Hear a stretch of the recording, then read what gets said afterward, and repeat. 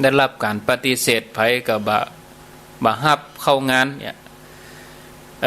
โยมโทรมามีอย่างฮะโทรมา2 ครั้ง 3 ครั้งเดี๋ยวแต่มาจะลองโทรย้อนไปพอเปิ้นจะมีธุระด่วนบางทีก็ทำให้สงสัยโยมโทรมาแล้วก็โทรมาเตื้อ2 เตื้อแล้วก็กดวางเนี่ยมันขำใจมันบอกฮู้ว่าเจริญปนนมัสการครับเมื่อกี้ผมกดผิดครับสาธุเนออยู่นิ่มๆเตื้อจะไปฟังเล่นเตื้อตอบประธานไปเจ้าครับมันเป็นยังจะกดผิดมันไปกดเปิดผิดเลยผมมันเดินมาสะดวกมันสาธุมันเป็นยังเนอผมเดินครึ่งซีกมันอ่อนครึ่งซีกเอาไว้วางก่อนโทรศัพท์เนาะจะไปเอามากำมาเล่นเตื้อเนาะเดี๋ยวมันจะต่ำไปโทรหาคนอื่นแถมพอดีผมจะออกไปเดินพอดีออกร่างกายพอดีสาธุเนอก็เอาไว้หั่นก่อนเอาไว้ดีๆอยู่นิ่มๆไว้เตี้ยกะคนเฒ่าเนาะเพิ่นเอามากำมาหยังจะปิดก็เป็นโทรไปแหก็บ่เป็นหยังนะผลงานเฮลิพอตเตอร์เนี่ยศรัทธาญาติโยมเจ้าของเพิ่นเคยได้รับการปฏิเสธจากโรงพิมพ์แต่ความบ่ท้อถอยนะจิตใจมุ่งมั่นในฐานะที่เป็นนักเขียนก็เลยประสบความสำเร็จด้วยความมานะพยายามเพราะความเชื่อมั่นในความสามารถของตัวเองสั่งสมประสบการณ์ฉะนั้นญาติโยมบอกว่าจะเกิดมาบนความบ่พร้อมหรือว่ามีความพร้อมทุกด้านก็บ่ใจเป็นสิ่งสำคัญความบ่สมบูรณ์หรือว่าความบ่พร้อมบ่ใจอุปสรรคเพราะว่ามนุษย์เฮานี่สามารถเลือกทางเดินของชีวิตเฮาได้โดยการที่ดำรงตัวเองตั้งอยู่ในคุณงามความดี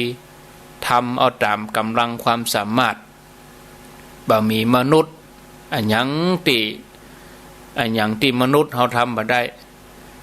มนุษย์เลือกที่จะเกิดบนความพร้อมทุกสิ่งบ่ได้บ่มีแต่มนุษย์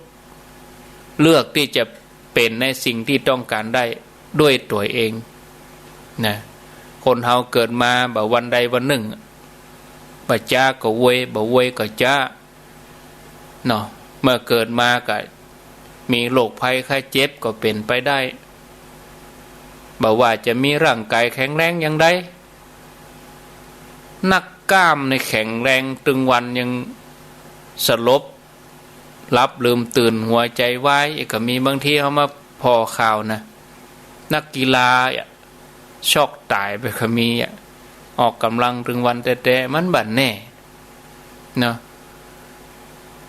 บอกว่าจะมีร่างกายแข็งแรงอย่างใดแล้วแม้จะมีโรคภัยไข้เจ็บมาเยือนตอนเฒ่าตอนแก่เมื่อเข้าสู่วัยชราร่างกายก็จะเสื่อมทรมลงไปตามอายุตามสังขารนี่ก็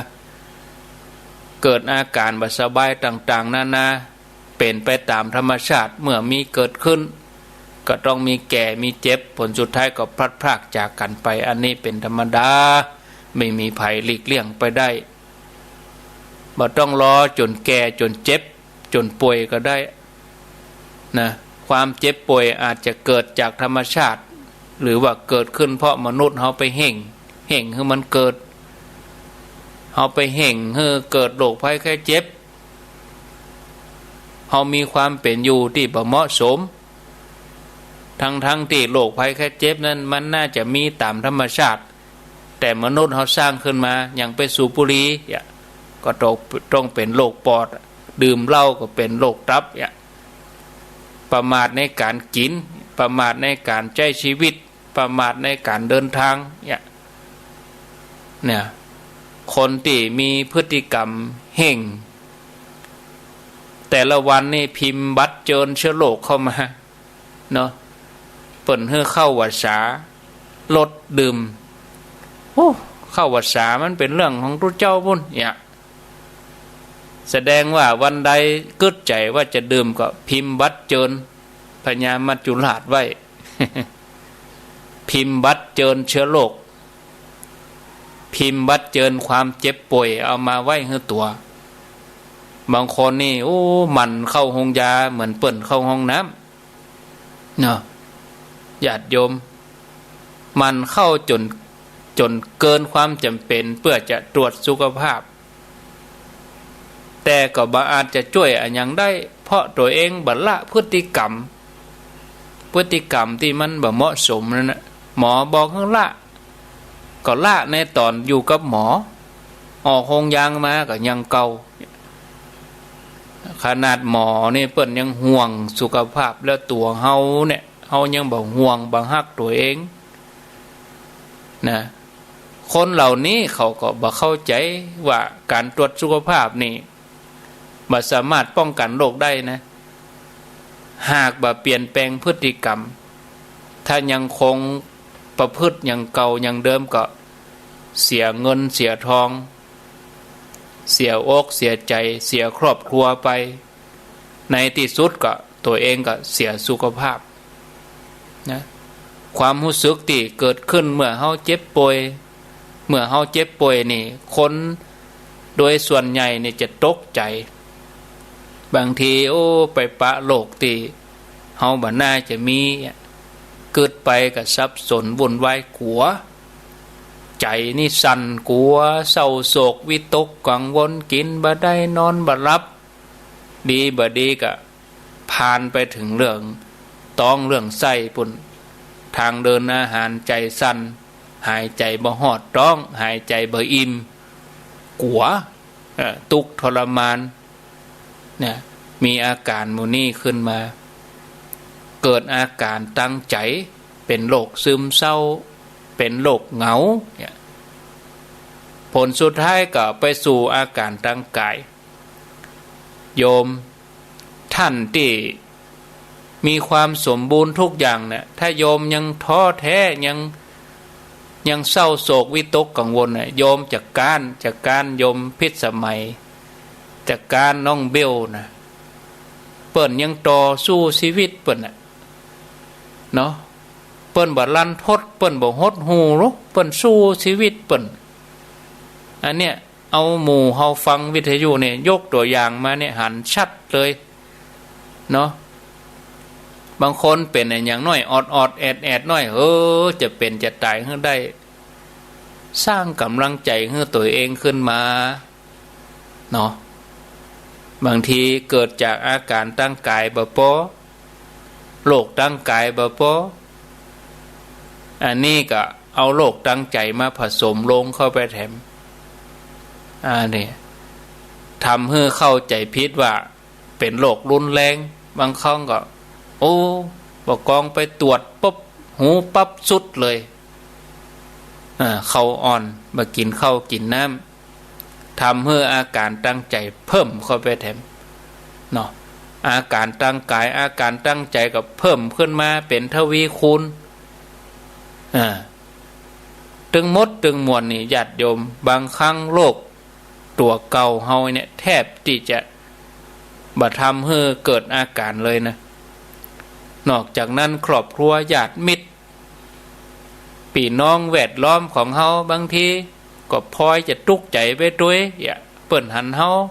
แปลงเศร้าไว้โอ้ยป่อวันนี้เป็นได้หู้เข้าก็บ่กินอีแม่เป็นได้หู้เข้าก็บ่กินวันนี้เป็นได้หู้มันมาแจ้กับตัวเฮาลูกเต้าเข้าปั้นเฮาเหรอสามีภรรยาคนใดคนหนึ่งญาติมิตรแหมแวดล้อมเฮาแหมปากันตุกใจไปตัวแถมยิ่งลูกเต้าเขากำลังหิ้หาเขาทำงานอยู่โอ้มันจะบั่นทอนกำลังใจเขาแถมเนี่ยญาติโยมความเจ็บป่วยเนี่ยส่งผลกระทบต่อตัวคนป่วยต่อครอบครัวและก็สังคมแต่ถ้าเฮาใจสู้ยิ้มแย้มแจ่มใสโอ้จื่นสู้นะมีกำลังใจนะมีติเปิ่งเนี่ยอย่างติเคยบอกญาติโยมว่าเฮาเนี่ยต้องเสาะไว้ติเปิ่งสรณะติเปิ่งมันไหวพระสวดมนต์อันเนี้ยจะเป็นติเปิ่งของเฮาบางท่านนี่บ่ปฏิบัติแล้วก็ ไปอู้โอ้มันจะเปิ่งได้ท่านพระครูไหว้พระอย่างเดียวมันจะเปิ่งอย่างไรกับโยมบัดทำโยมจะไปหู้จะได้นะเฮาบ่หันเฮาจะไปว่ามันบ่มีกะบุญเนี่ยเฮาเคยปะเฮาเคยพบเฮาจะไปว่ามันบ่มีอย่างโรคโควิดเนี่ยตัวเฮาบ่เคยเป็นญาติพี่น้องเฮาเคยติดเฮาจะไปเมาประมาทลองคนใดคนหนึ่งติดแล้วก็โควิดสักคนน่ะบ่เหลือวางก่อนเชียงใหม่มีคนเดียวยังเดือดร้อนถึงจังหวัดตั้งผู้ว่าลงไปถึงปลดหลวงงสมบุญคนในอำเภอนั้นก็เป็นว่าบ่ม่วนไปด้วยกันให้หมดไปจังหวัดใดเปิ้นก็บอกว่าพื้นที่เสี่ยงทั้งที่คนเดียวต่ออันเป็นว่าเสียไปถึงขบวนเนี่ยอันเนี้ยมันกระทบหมดเนาะแต่ถ้าเฮาเป็นคนที่มีหลักยึดมั่นเฮามีสรณะเฮามีติเปิงมันก็ทุกข์มนุษย์เฮานี่หลีกเลี่ยงความเจ็บป่วยไปบ่ได้เนาะเมื่อเฮาหลีกเลี่ยงความเจ็บป่วยไปบ่ได้เฮาก็ต้องหาวิธีที่จะอยู่กับมันเนาะเวลาเปิ่นเฮอปฏิบัติธรรมเฮาก็ปฏิบัติเมื่อหนุ่มนี่เฮาฮู้เวทนาตอนเฮาหนุ่มนี่เปิ่นเฮอเดินจงกรมนั่งสมาธินี่เมื่อมันเจ็บปวดขึ้นมาเวทนามันเกิดนี่เปิ่นเฮาฮู้จักเปิ้นสอนให้เฮาอยู่กับเวทนาตัวนี้แต่ถ้าเฮาฝึกถึงเวลาเวทนาแห่งกล้าถึงวันใดวันหนึ่งมันมาแต่แล้วเฮาจะทุรนทุรายเนาะเฮาจะแย่อย่างใดถึงเวลาเฮาเจ็บเป็นมาแต่เนาะเป็นนักกีฬาแล้วบ่ซ้อมเหี่ยก่อนนับได้นับลงเวทีก็โดนน็อกการที่เฮามาฝึกปฏิบัตินี่คือเฮามาซักซ้อมนะการรักษาโรคเมื่อเฮาเจ็บป่วยบ่ว่าโรคใดก็จะต้องได้รับการรักษาควบคู่กันถึงหมอโรงยาถึงเรื่องศีลเรื่องธรรมเรื่องการได้ทำสมาธิมีหลักใจเป็นสรณะเนาะรักษาโรคด้วยวิธีที่เหมาะสมถูกต้องบ่ก่อให้เกิดอันตรายตัวมาบอกว่าจะเป็นแพทย์แผนปัจจุบันแพทย์แผนไทยแพทย์ทางเลือกเนาะโดยผู้ป่วยแล้วก็ญาติก็ควรจะไตร่ตรองใจปัญญาวิจารณญาณตัดสินใจเลือกวิธีรักษามีความรู้ความเข้าใจบ่ตัดสินใจโดยการใจอารมณ์ความรู้สึกต่ออันเพราะอาจจะทำให้เกิดอันตรายในภายหลังการรักษาโรคก็ต้องอยู่ในคำแนะนำของแพทย์ผู้ป่วยนี่จะต้องขอคำแนะนำจากหมอจากแพทย์เพื่อที่ว่าจะได้ปฏิบัติตัวเองได้อย่างถูกต้องเหมาะสมเมื่อเจ็บป่วยการรักษาเฉพาะโรคที่เกิดขึ้นทางกายต้องอันกันยังพอเพราะคนเฮานั่นเนี่ยประกอบด้วยกายกับใจภาษาพระเปิ้นห้องหูบกับน้ำมีกายกับใจนะแล้วก็เป็นที่ฮู้กันว่าใจมีความสำคัญเลยมีคำอู้ที่ว่าใจเป็นนายกายเป็นบ่าวใจเป็นใหญ่นะสำเร็จที่ใจเป็นนายกายเป็นบ่าวเมื่อกายป่วยแล้วใจก็จะป่วยด้วยบางครั้งอาการป่วยตั้งใจนี่นักกว่าตั้งกายซ้ำเข้าไปแถมคนที่โยมที่เป็นมะเร็งนี่เนาะโยมที่เป็นผู้ป่วยมะเร็งบอกว่าระยะได้หลายคนแม้โรคมะเร็งที่เป็นบางทีหายขาดไปแล้วใจก็ยังเป็นมะเร็งอยู่ยังตุกใจอยู่ยังทรมานใจอยู่อันนี้ห้องว่าใจเป็นมะเร็งไม่ใช่กายการดูแลรักษาใจของผู้ที่ป่วยคนใกล้ชิดสามีภรรยาลูกหลานญาติมิตรเนี่ยสำคัญเป็นสิ่งที่หมอเปิ้นให้ความสำคัญนะเสถียรเปิ้นก็เอาทุกเจ้าพระสงฆ์ไปอบรมเนี่ย ไปให้กำลังใจผู้ป่วยระยะนั้นระยะนี้ได้หันผ้าเหลืองได้หันทุเจ้าบางทีเนี่ยอาตมาไปเนี่ยญาติโยมยกตัวอย่างแต่ว่าบ่ได้เอ่ยชื่อบ่ได้เอ่ยว่าอยู่ที่ไหนหันชัดเลยโยมบางคนนี่ไปเอวหานี่โอ้ยกมือไหวหันผ้าเหลืองน้ำตาญว่าบอกลูกบอกหลานเกียมสั่งไว้ตัวเจ้าก็ไปถึงก็มัดมืออันนี้ก็แสดงว่าโอ้เปิ่นยังพอจะมีติเปิ่งตั้งใจแต่แหมหลายที่บอกกองตัวเจ้าไปบินหลังต่ำเฮียมาเอาอย่างสักอย่างไหวพระก็เอามัดมือก็มาเอาบินหลังต่ำเฮียแล้วอย่างอี้จะเอาอันยังมาเป็นติเปิ่งเนาะที่จริงก็จิตไผใจมันก็ทุกข์เนาะไผจะช่วยได้ถึงตอนเนี้ยญาติโยมเนาะหมอเปิ้นถึงว่าต้องเอาใจใส่ดูแลอย่างต่อเนื่องแต่สำหรับใจเฮาเนี่ยแม้ผู้อื่นจะให้ความช่วยเหลือนักดีต่อใดตัวเฮาหรือว่าผู้ป่วยเองเนี่ยเฮาน่ะหูตัวเก่าเฮาเองที่สุดเฮาต้องรักษาดูแลตัวเองโดยการฝึกจิตเจริญสมาธิเจริญสติปัญญาบ่ว่าจะเป็นสมถะวิปัสสนาก็จะทำให้เฮาเกิดปัญญาหูเต่าตันอาการความรู้สึกต่างๆที่เกิดขึ้นถึงกายถึงใจเป็นไปตามความเป็นจริงแล้วหูว่าจะอยู่กับอารมณ์ที่เกิดขึ้นได้อย่างใดอย่างที่มันแวบเข้ามาในใจถูกใจก้ำถูกใจเฮาจะต้องเป็นคนไข้ที่น่าฮักตัวอย่างบ่ถูกใจสักน้อยก็จะไปเดือดไปด่าเฮาก็ต้องช่วยเหลือตัวเองใจได้ลองเอาไปตีโพยตีไฟว่าให้ลูกให้หลาน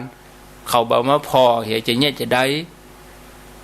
เฮาต้องพอใจเฮานี่โดยวางใจให้เหมาะสมนะทำให้บ่เกิดความทุกข์ทรมานสิ่งโมนี้สร้างได้ตั้งแต่เฮาพอจะหู้กรรมเฮาพอจะฟังออกนี่หรอกเฮาจะไปรอให้ตัวเจ้าไปบอกตอนสุดท้ายปุ่นเนี่ยญาติโยมเฮายังบ่บอกตัวเองตั้งแต่บัดเดี๋ยวนี้ไปเนาะความรู้ปัญญาที่เกิดจากการฝึกจิตของเฮาเนี่ยมันเกิดขึ้นจากประสบการณ์ตรงเนาะที่จะโดยพอหู้ตันวางอุเบกขาไว้อย่างใดสิ่งต่างๆที่มากระทบสัมผัสถึง6อย่างบอกว่ามาตั้งตาตั้งหูดังตั้งลิ้นตั้งสัมผัสกายใจเนี่ยมันบ่ใช่เกิดจากการฟังการอ่านการกึศเนาะมันเป็นความรู้ที่อยู่ในระดับความเข้าใจอย่างญาติโยมเขาฟังอาตมาสมงไปบัดเท่ากับเฮาลงมือปฏิบัตินะอาตมาว่าโยมมันไหว้พระเน้อก็เตดไปเรื่องไหว้พระอาตมาจะไหว้อย่างใดก็จังตราบใดที่โยมผู้ฟังยังบ่ลงมือไหว้มันก็ไม่สำเร็จเนาะเราจะต้องลงมือทำยังวางใจบ่ได้ศรัทธาญาติโยมเนี่ยตัวอย่างที่เฮาได้หันก็มีทั่วไปตัวเฮาเองหรือว่าพ่อแม่ญาติพี่น้องสามีภรรยาผู้เป็นที่ฮักเจ็บป่วยก็ดีเสียชีวิตไปก็ดีเสียทรัพย์สมบัติไปก็ดีก็จะเกิดอาการตั้งใจเมื่อมีไผมาบอกปุ๊บก็ทำใจอย่าเน้ออีน่ะเสียใจละคำนั้นสิ่งที่ทำก็จะเป็นการบีบบังคับให้ยอมรับก็จะกลายเป็นความกดเก็บกดดันแต่ความเป็นจริงเนี่ยญาติโยมยังบ่สามารถจะยอมรับได้รับบ่ได้อย่างละอ่อนที่เสียชีวิตไป2 รายแต่ว่าก็มีข่าวละอ่อน6 ขวบปอดใจอันนั้นก็น้องชมพู่เนาะป่านนี้ก็ยังยับบ่ได้เตื้อเดี๋ยวนี้ละอ่อนต แต่ว่าคนซื้อนี่ออกข่าวมา6 ขวบก็ยังเสาะหาสิ้นส่วนยังปะครบเตือพ่อแม่ก็หับบ่ได้เนาะเหมือนบิดเอาหัวอกหัวใจไปเลยเนี่ยศรัทธาญาติโยมนี่เฮาต้องฝึกให้เป็นสิ่งที่มนุษย์เฮาทุกคนต้องปะบ่เว้ยก็จ้าบ่จ้าก็เว้ยเฮาต้องฝึกกะ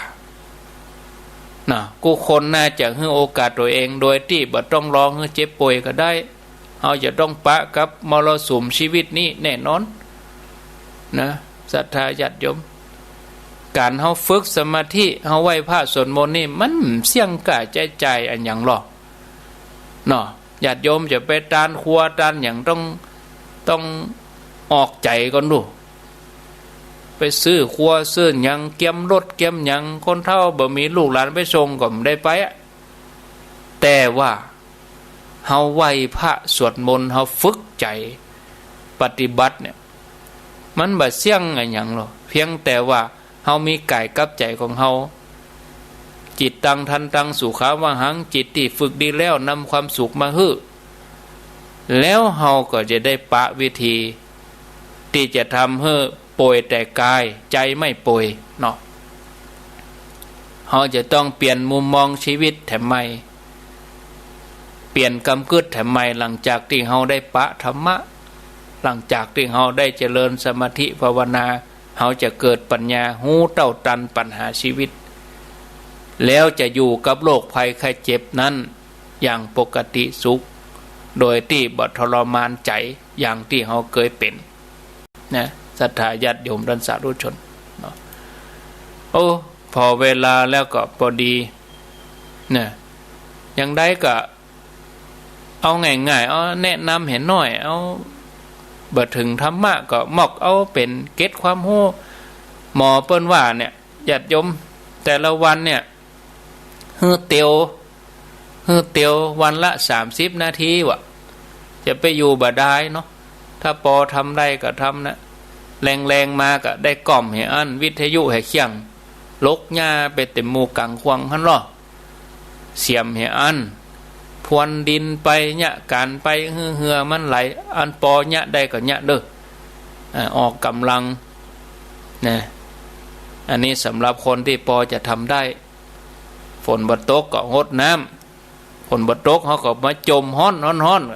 ลากสายยางมาโหดน้ำเต็มหมู่ต้นไม้ใบหญ้าเต็มหมู่ดอกดวงเต็มหมู่ถนนหนทางกลางควงโหดคือมันจุ่มมันเย็นปืนเกาไม้ปืนกะล่างโหดน้ำแล้วเขาก็มานั่งฟังธรรมมันจื่นศรัทธาญาติโยมเนาะออกกำลังพ่องมาเจ้าก็เตียวมาค่ำมาก็เตียวเนาะหน้าเปิ่นถึงเดินจงกรมบัดเดี๋ยวนี้โอ้ไปเข้าสถานที่ออกกำลังตามสมัยเขาแต่คนแต่ก่อนอย่างคนอาตมามีพระเน้นอยู่ตั้งแม่ห้องสอนซบเมยตั้งแม่เสลียงไปเอวหาเขาเนี่ยก็เขาก็บ่มีฟิตเนสอย่างหรอเข้าแพะไปปุ่นเอาลูกนี่มัดติดหลังเฮียไปใส่เข้าให้ศรัทธาญาติโยมท่านทั้งหลายปะอันนี้ไปถึงบุญละอ่อนมันเขาปอจะหมอกการเนี่ยก็ปล่อยตามขี้ฝุ่นนั้นแล้วเล่นนั้นล่ะเนี่ยศรัทธาญาติโยมแข็งแรงขึ้นดอยค่ำมาก็เก็บพักไม้ใช้เครือมาก็เอามาทำกับข้าวกับป่ากินข้าวง่ายแล้วก็ไปประกอบสัมมาอาชีพน่องป้อมให้รู้แข็งแรงนอนล่นขึ้นดอยลงดอยนะเดี๋ยวนี้เขาปลูกข้าวให้กันโอ้บ้านเฮานี่นุ่มนิ่มเนาะอ้อมปอเนาะนุ่มนิ่มนอมแนมเนี่ยแล้วเวลาก็เสียเงินไปเข้าร้านออกกำลังเสี่ยงเป็นตะใดตะดีพุ่นน่ะ โอ้อันนั้นก็เอาว่ากันแต่คนเฒ่าคนแก่เฮานี่เนี่ยเฮ้อมันเตียวมันหยังเนาะออกกำลังเฮ้อสดชื่นจะไปหนูว่าอยู่กันในบ้านถ้าว่าพอจะนั่งได้เขาก็นั่งรถเข็นออกมาสูดอากาศพอออกกำลังพบปะผู้คนนี่เนาะอันเนี้ยเวลาเขาเตียวนะวันไหน30 นาทีก็อีนะเขาก็เอาทุกวันสะสมไป7 วันเราก็ได้จะหนักแล้วเหรอเตียวเวเตียวจ้าก็บอกว่ากันนะผลของการเตียวของการออกกำลังนี่จะช่วยเสริมการทำงานของระบบหัวใจรู้ลดคอเลสเตอรอลเนี่ยเส้นเลือดอุดตันพ่องความดันพ่องเบาหวานพ่องอะไรอย่างเนี้ยที่ต้องไปรอให้หมอบอกก่อนออกกำลังเนอะออกกำลังกับตื่นกันเหตุกรรมไปซื้อรถถีบมาปั่นขี้ค้านน้อยกับปล่อยรถถีบพันคาระบัดสม่ำเสมอตุเจ้านี่ลูกมากวดขี้โคเดินบิณฑบาตนี่อย่างเปิ้นบัดใส่เกือบก็ย่ำไปแล้วนั่นก็นวดฝ่าเท้าแล้วของเฮานี่ไปเข้าร้านเปิ้นนวดเสี่ยงเงินแถมน่ะเฮาเดินจงกรมให้เฮาเดินไปเวลาเฮาอยู่วัดวันศีลวันอย่างเดินจงกรมเฮาเดินกับดินแต่ถ้าว่าแมลงมาเจ้าก็เดินตามศาลาตามวิหารแต่ว่าเมื่อวันเท้านอนวัดเขาไปเดินตามดินเนาะนวดเท้าไปตัวโอ้ญาติโยมกำหนดไปตัวออกกำลังตัวได้บุญตัวเขาทำด้วยตัวเองบ่ต้องมีเจ้าหน้าที่ที่ไหนมาควบคุมเขาละเนี่ยศรัทธาญาติโยมมันเป็นการกระตุ้นหรอกทำบ่อยๆจะไปถอดใจกลางคันนะทำให้มันสม่ำเสมอสุขภาพตึงกายสุขภาพตึงใจนี่เนาะวันละ30 นาทีกำเดียวฟังรายการจบก็เอาเลยเตียวไปเตียวมาปั่นรถถีบพ่องปิกมาพักสกรรมเฮียเชียงไปบ่อแห้งแล้วบ่ออาบน้ำกินข้าวแล้วก็ฟังวิทยุไหว้พระรับเนาะศรัทธาญาติโยมท่านทั้งหลายเอาแล้วเนาะพ่อแม่ศรัทธาญาติโยมอูกันมากะ4:37 นาทีก็ฝากเชิญชวนญาติโยมแถมกรรมหนึ่งเนาะวันที่12ซึ่งเป็นวันอาทิตย์วันที่12นี่เป็นวัน7 ค่ำแฮม7 ค่ำวันที่12 เดือน10แฮม7 ค่ำก็เชิญชวนญาติโยมเฮาท่านทั้งหลายมาร่วมกันตานเตียนที่วัดไฝ่หินแล้วก็ตานเสาวิทยุเสาส่งวิทยุเอาไว้กับวัดไฝ่หินเพื่อการรับฟังเพื่อการพัฒนาเพื่อความมั่นคงของสถานีวิทยุเผยแผ่พระพุทธศาสนา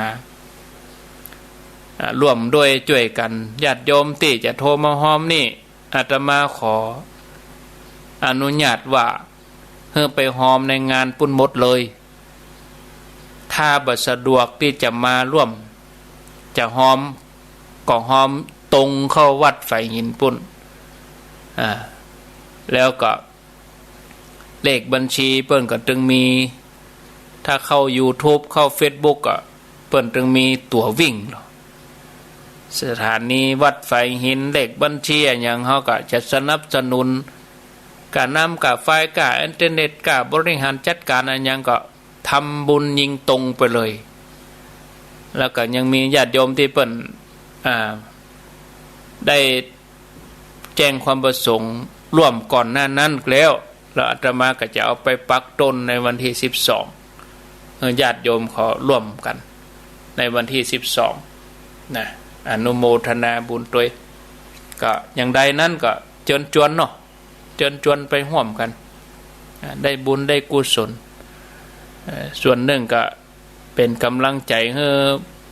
ผู้จัดรายการผู้ดำเนินรายการผู้ทำงานต่างๆสถานีที่ฝ่ายหินนี่เปิ้นบรรลัมได้มีกิจกรรมวะเปิ้นว่านะเขาก็ถือโอกาสว่าไปถวายเพลพระไปเลี้ยงพระแล้วก็เลี้ยงเข้า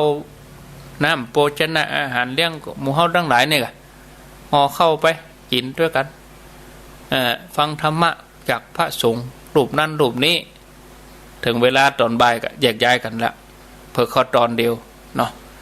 อันนี้วันที่12เนอะญาติโยมฝากเชิญชวนทุกท่านทุกคนด้วยทางเมืองฝางบุญก็ถ้าจะมากับแม่จงดีเปิ้นอาสาเป็นสะพานบุญเป็นผู้นำบุญก็ฝางแม่อาชัยประการเนี่ยก็แจ้งความประสงค์ไปแต่นี่ได้ลดกันละแต่ถ้าเกินกว่านั้นเพิ่นก็จะซ้อแหมกันที่ว่าจะไปอย่าไปกับตะวาก็ว่าแต่คืนเนี่ยโยมคนหนึ่งโทรหาฟังแม่จันดีก่อนนะฟังแม่จงดีก่อนนะมันได้ยินหลวงพ่อว่าจะได้หาก็จะไปเปิ้นจะไปว่าจะได้แหมเนาะ เฮาก็ฮู้เอาคนเดียวกะเฮาจะมาก็มากะมันไปเป็นอย่างเนาะอนุโมทนาบุญเอาแถม20 นาทีสุดท้ายอ้าว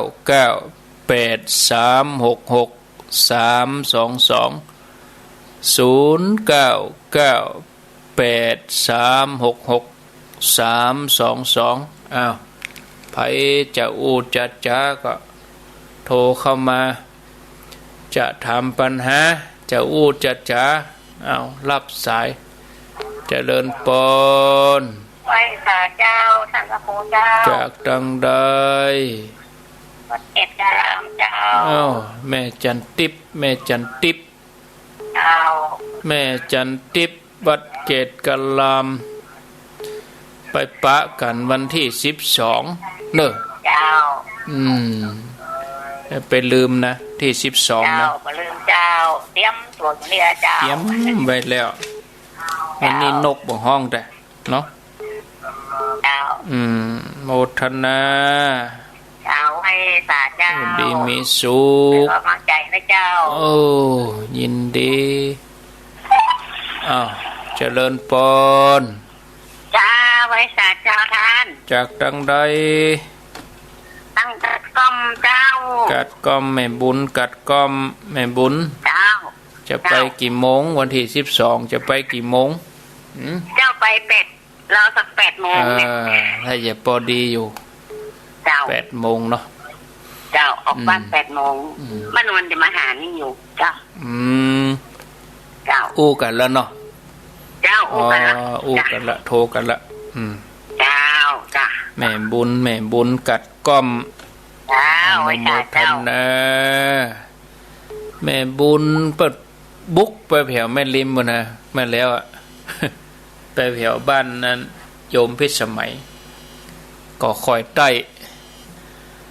0998366322เจริญปนไม่สักเจ้าจากดังใดจากดังใดดีฮะแม่4,000นะเนาะขอลืมวันที่12ย้ำหน่อยหนึ่งใกล้แล้วหรอใกล้แล้วก็นับพี่แขมโมงใกล้แล้วก็ต้องเอาประกาศทีหน่อยกลัวศรัทธาลืมพระเจ้าก็ฟังไปฟังมาโอ้ลำไหลดีกับปดโทสุดยอดละรับไปมันเป็นยังไม่มีปัญหารับได้ไม่เป็นไรจำดีรับเพลินไปเหมือนว่าได้นั่งฟังกันเต็ดมันก็เจ้าอยู่นะรับต่อรับไปเลยหมูอย่างไรโอ้ดีกะยกไปแล้วพวกก็มาแถมใหม่เสียงตู้ลุงไปจบไปแล้วมาตู้ลุงแล้วเว้ยเนาะแม่ว่าอันนี้แม่ว่าไปเจอตู้ลุงอย่างเนาะ อันนี้เดินไปเดินมาเนี่ยตุ้มติ้มเปิ่นบัดใจอันเปิ่นบัดใจตัวใหญ่ร้อยเนาะที่12ก็ไปเอวหากันแถมแต่อันว่าไม่หันกันไม่จะให้หันน้อยเราไม่หันกันต้องไปไม่ถึงบุญชูนะเพื่อนกันเนี่ยถ้าให้หันก็ไปไหนหรอไปจนกันไปพอหาได้ยากเนอะเพื่อนมันลำมาเอาลำจะไปไหนนะลำได้เข้าเวียงเนาะเจ้าแต่ว่ามีวาสนาได้ไปทำบุญวัดแค่เนาะเป็นยังเอาไปวันที่12ฮะเนาะไปต้มกันฮะนะได้มาเพก็ได้จะไปหาที่12ฮะเนาะโมทนาแม่สีพันร้องเจริญปอนเจ้ากวิสาเจ้าท่านอาจารย์เจ้าห้วยโถกอะเจ้าห้วยโถกนี่ฟังคลื่นอย่างนี้ชัดเจนดีนะเจ้าชัดเจนนี่ค่ะ98นี่ค่ะ98ได้ยินห้วยโถกปุ่นละกะชัดเจนดีครับผมกันนี่ดูต่างฟังเนี่ยเด้อน้าบุงค่ะได้ฟังเนี่ยกันนี่ไหลมาเนี่ยกะกันนี้ชัดเจนดีดีกะฟังนะกะฟังนี่นะกะเจ้าโอ้อันก็จับแล้วกะอันก็เจ้าฟังถึงวันนะจับแล้วจะไปได้โทรทักพระครูก็ได้เจ้าเป็นยัง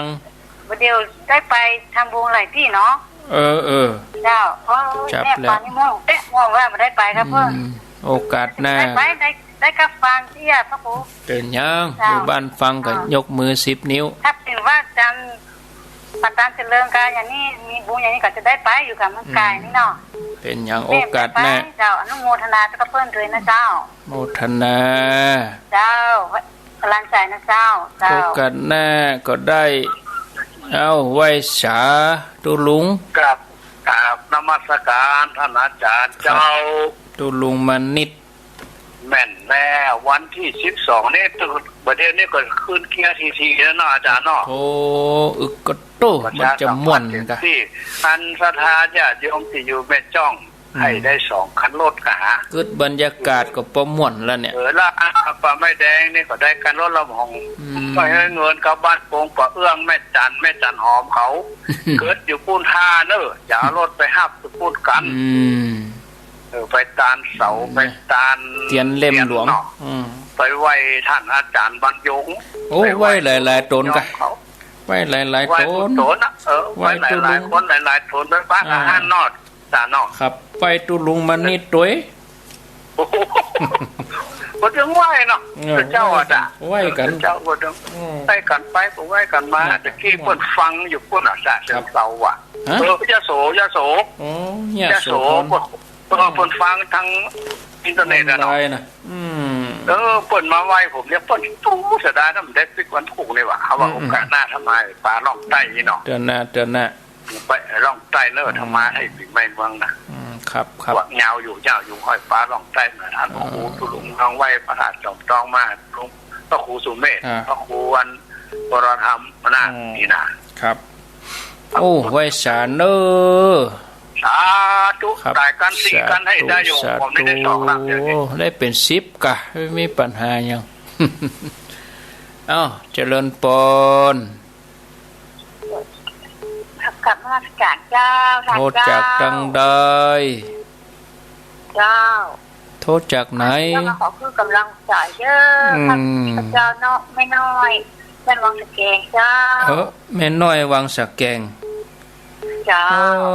บัลลัมได้ยินน่ะจุดนี่วังกระโทหา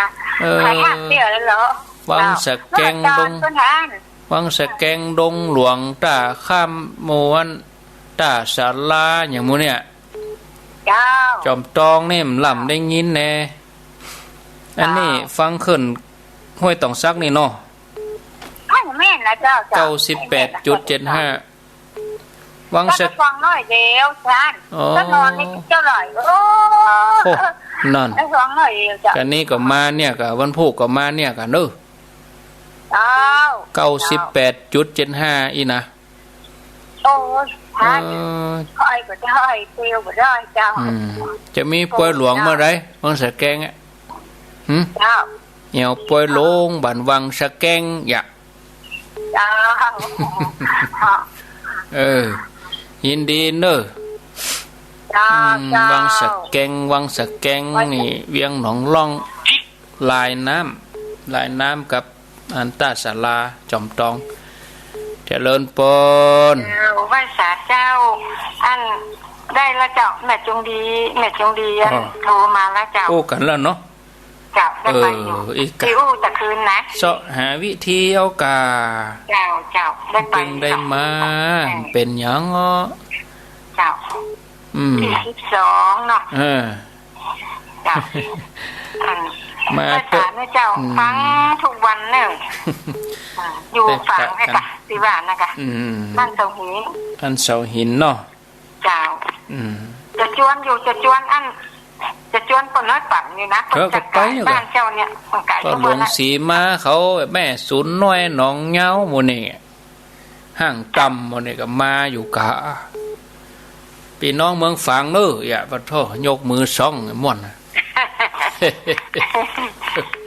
เมืองฝางยกมืออย่าพระเจ้าสาธุเขาจะเฮือยกมือเป็นอำเภอนะพี่น้องเมืองฝางยกมืออย่าโมทนานี่ไงพี่น้องเมืองฝางนั่นกันนั่งต้อมกันเป็นอำเภอเจ้าเป็นยังจะอู้กันอยู่เนาะอู้กันเหี่ยกรรมโมทนาแล้วไหว้สาเจ้าบ้านเสาหินก็มาฝ่ายหินจากเสาก็มาฝ่ายเจริญปนไหว้สาเจ้าในท้องกี่โมงจากเมืองฝางก็ไปแจ่ห่มบนล้อนี่แม่ฟองได้เงินชัดกว่าแม่ฟองเจ้าเงินชัดฟัง104นะ104นี่แจ๋วอยู่เนาะเจ้าก็เจ๋วเหมือนวันก็เจ๋วอีกอะได้เงินเนาะเหมือนวันแม่เจ้าก็ได้เงินมาจากหอมผลเนี่ยแม่เจ้าก็แจ๋วแม่แรงก็แจ๋วกะเจ้าเลยแจ๋วแววไปเหี่ยเจ้ากำลังใจเนอะยินดีจัดหนักแม่ฟ้องไปก็คงหัวโอ้ถ้าถึงเวลาต้องอยู่บ่ได้นะแม่ฟ้องนะน่าจะนึงจะมานะกันนะก็เข้าแล้วที่พญาเมืองลายยังมาได้แต่แล้วคำน้องเนี่ยได้ได้ข้าวสารโมทนาเจ้าไม่ใช่เจ้าสาธุ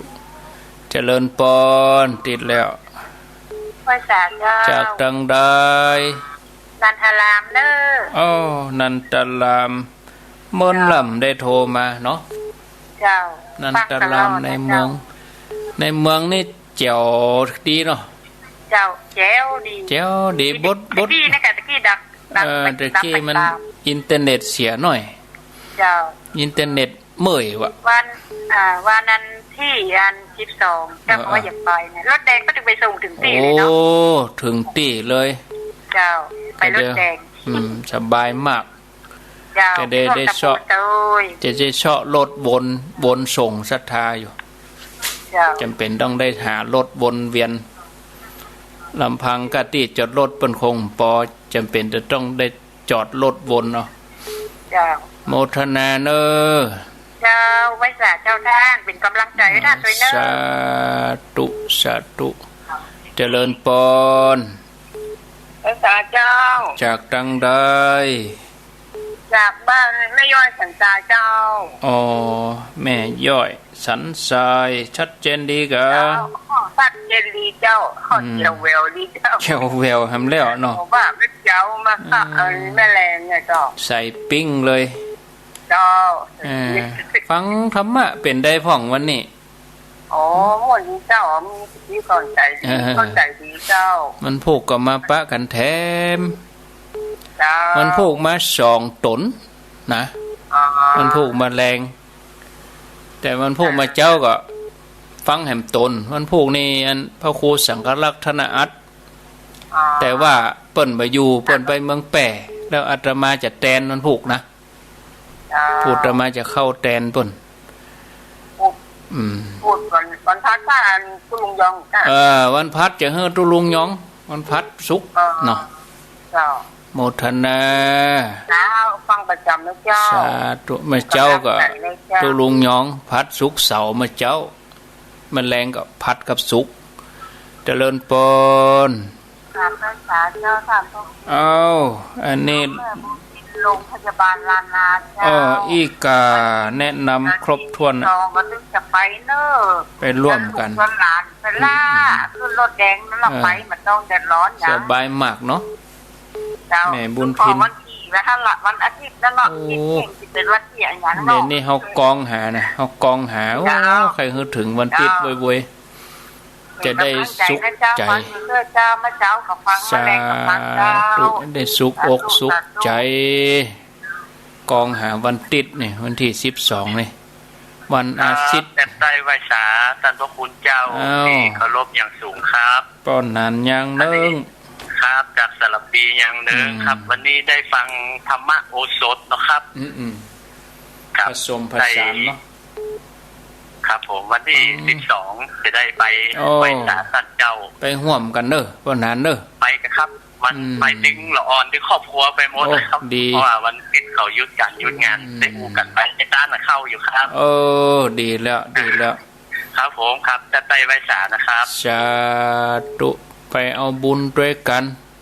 กินข้าวกินน้ำร่วมกันฉันปี่ฉันน้องเจริญปนไหว้สาเจ้าจากดังใดจากอินทขินไม่แต่งเจ้าอินทขินได้ยินชัดก่อได้ยินชัดเจนดีเจ้าบดเหมือนก็แม่มเดียวนี่บัดเจ้าบดมือก็น่ะฝนบ่ตกตั้งก่อนเข้าพรรษาได้ติดแล้วน่ะด้วยรอนี่นะตะกี้ก็ฟ้าห้องสัก2-3ครั้งเนี่ยเนาะแม่เขาตกอยู่เจ้าแต่ที่เฮานี่บดได้3วันละมามีฝนบดบ่ได้ฝนบ่ตกบดบ่ได้ดีหมอกเฮาเย็นก่อนนั่นน่ะก็ยังแขวนอยู่มันตากผ้าบ่แห้งนี่กาตากผ้าไม่แห้งมันพวกก็ฟังกันแถมเน่อแม่เน่อเจ้าฟังทั้งวันเจ้าวัน2เวลานะคะวันที่12ถ้าว่างก็จวนเจ้าหมู่มาเอวหากันเจ้าที่วัดไฟหินนะโมทนาเจิญไหว้สาเจ้าจวนศรัทธาอินทขินด้วยนันตะล้ำสารปีแม่ย่อยแจ่โฮมเจริญปนสาธุครับว่าโอ้มาแล้วสารปีแม่นี่ไปเนี่ยไม่ได้ป่วยได้กลัวว่าเป็นลมนะเป็นลมอย่างนี้คนเป็นลมก็ว่าฟ้ามัวเป็นลมจะเป็นลมนะฟังว่ากูมีที่จอดรถก่อนม่วนก็3ป้อยเนาะ3ป้อยมาเปาะกันนะมอซ้อมได้ครับเพิ่นเคยจอดก็ได้กะเดี๋ยวอาจารย์จันปิสุวัฒน์เปิ้นอู้กันเดียวเลยเฮาเข้ามอซ้อง่ายเลยจอดที่ข้างวัดนั่นน่ะจอดในมอซ้อก็เอาใจรถวนส่งคนเฒ่าไปเดียวรอดล่ะว่าข้างวัดหาง่ายดีสบายกะเนาะเพราะว่าจอดท่านได้นะหมอเนอะได้เป็นมันติดเหรอไม่มีปัญหาให้เตี้ยหรอก็ฟังที่ว่านี่มันโคตรได้กว่าจะล่างไหลแม่นี่มันพ่อจะนุกยางลงที่ป่าก็ได้สาวเพื่อก็ได้ยังเขาต่อคว่ำเนี่ยเนาะแต่ครับปดโตขาวละลานตาเขากับผมก็ถึงจะตั้งใจจะไปนะโอ้แนะนำตัวด้วยเนอะแนะนำตัวเองด้วยไม่ใช่ป้ากันอย่างใหญ่คนที่บ้านลั่นแน่อันนี้สารปีเนอะอย่าเนาะตัวเจ้านี่จำง่ายตัวเจ้านี่จำง่ายกามันผูดีไปตัวลูกบ่าวผมแล้วมันมีผูเดียวจ้ะผูเดียวจะผูตัวกระล่างเลยยินดีนักๆอ่ะโมทนาสาธุเอาละเนาะ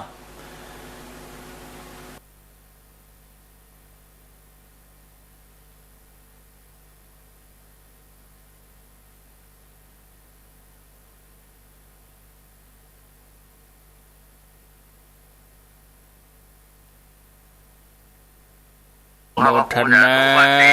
สาธุเอาละเนาะ24 สายบ่ได้รับ แจงจอมตอง7เสาหินเมืองฝาง8แจ้งโฮมแม่ฟ้อง9นันตราม10แม่ย่อยสัน